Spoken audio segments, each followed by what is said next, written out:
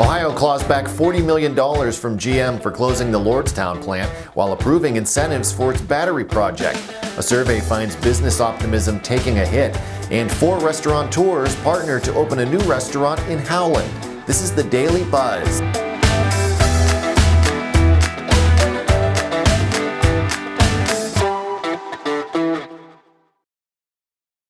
Hello everyone, welcome to the Daily Buzz. I'm Mike Moliterno. The state of Ohio is clawing back $40 million of the $60 million in tax incentives it gave to GM to help it retool the Lordstown complex in 2009.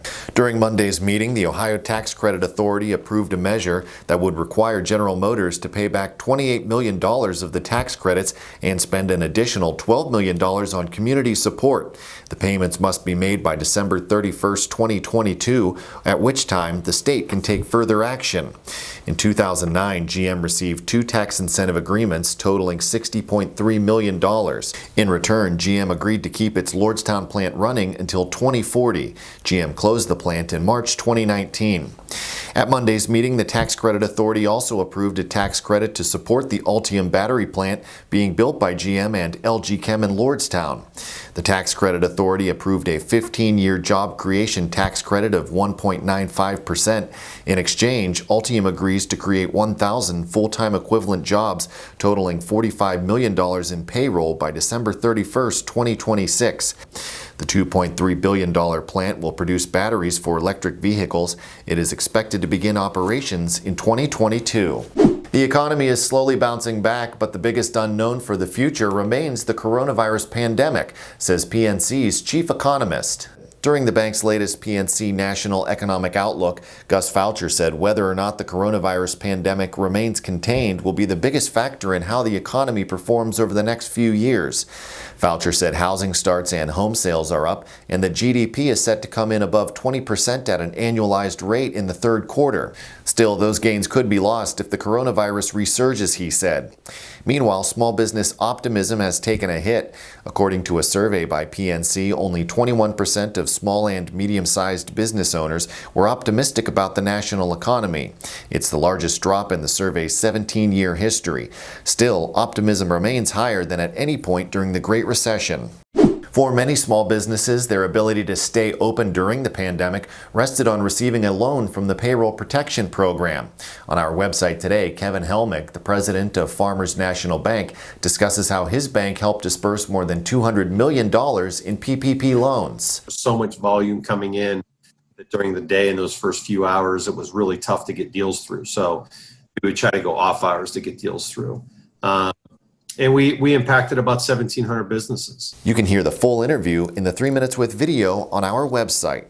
While the weather is still warm, you may want to check out the patio at the new Living Room Tavern in Howland. The Living Room held its grand opening Sunday. The casual but upscale restaurant is in the space that was formerly Kyra Restaurant on East Market Street. The owner of Kyra, Sadat Olgan, opened the living room with fellow restaurateur Serdar Dede, co-owner of Cafe 422, Ottavio Musumeci, owner of Station Square, and Armand Nanicola, who has owned restaurants in the past. You can read more on the menu and concept of the new restaurant in Guy Distolfo's story at businessjournaldaily.com. It is Monday, which means we have posted a new segment of our Thought Leaders interview with Dr. Anita Hackstedde.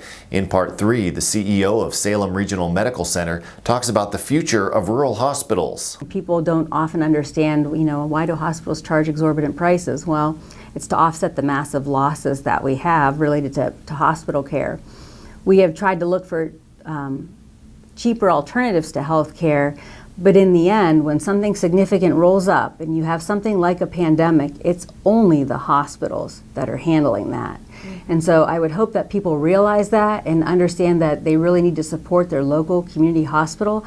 A little town like Salem is lucky to have a hospital in it. Hopefully we're doing a great job and they see that. But if the world keeps going where it is, you're going to see a lot more hospitals shutting down. You can hear the full interview in the Thought Leaders video at businessjournaldaily.com.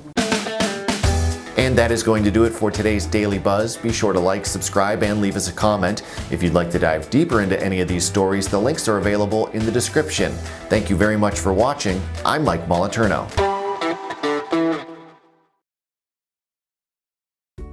717 Credit Union is paying it forward because we care about our business community. We are offering 6 months of free ACH and domestic wire services through small business payments when you open a free e-business checking account. 717 Credit Union.